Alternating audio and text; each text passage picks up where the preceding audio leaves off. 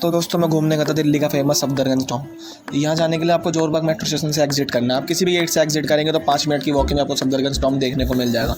Safdarjung Tom के अंदर घुसने से पहले आपको टिकट लेनी पड़ेगी। इंडियंस के लिए यहाँ पर 25 रुपीज़ टिकट चार्ज रखते हैं और फॉरनर के लिए 300 रुपीज़। आप वहाँ जाकर ऑनलाइन भी टिकट बुक कर सकते हैं। अंदर घुसते आपको सुंदर सा सफदरगंज टॉम देखने को मिलेगा।